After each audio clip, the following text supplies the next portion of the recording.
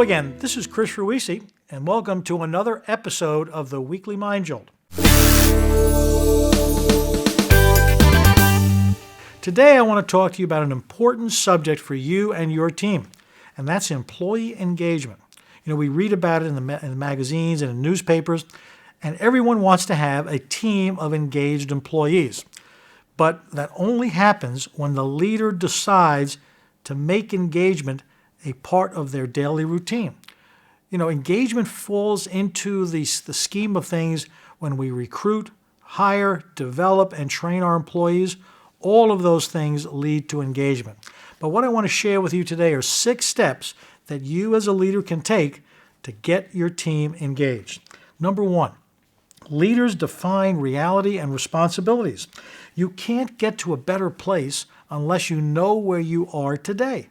So one of the primary roles of a leader is to define the current reality so everyone understands where they are and what they must do to get to where the leader wants them to go as captured and described in the vision he's created for his or her business. Number 2, leaders set performance expectations and hold people accountable to get the job done. Now, I don't say hold people accountable in a negative sense. People want to know where they stand. And they can't know where they stand if they first don't know what the expectations are. So you set expectations. When you hold them accountable, you're telling folks, you're helping folks understand where their performance is in relationship to that expectation. So expectations and accountability are key to helping your team to become engaged because people want to know where they stand, that they're part of something bigger, and that they're contributing to their company's operations. Number 3, leaders find ways to challenge their team to help them grow and stretch their capabilities. You know, many of you have heard me say, when you get better, your business gets better. When your team gets better, your business gets better. But teams get better not as a group, they get better as individuals. So when you work on every single individual employee to help them get better, the entire team gets better, your company gets better. And I use often this quote from Rudyard Kipling when he said, you know, the strength of the wolf is in the pack, and the strength of the pack is in the wolf. Build your team up one team member at a time, and you'd be amazed at what you can accomplish. Number 4 is leaders reward the right actions. They look hard to catch their employees doing the right things, and they acknowledge it. When you find people doing the right things and you acknowledge it, you're sending a very clear message, hey, keep doing it the right way. Number 5, leaders never accept below average performance. We don't live in a perfect world. There are people who can't perform as well as somebody else.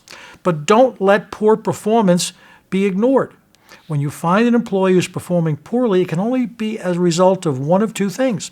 It's either a skills issue, maybe they don't know the job, they need additional training, or it's an attitudinal problem. Both can be fixed, but they have to be fixed as soon as you discover that there is an issue to be dealt with. And number 6, leaders know how important it is to listen to what their team says. Your team is right there on the firing line.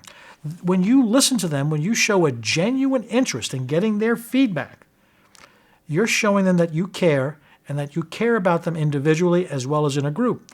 And people want to be heard. They want to talk about their concerns. And more importantly, they want to be able to share with their leader ideas and suggestions how to make the business better. So leaders know how to listen.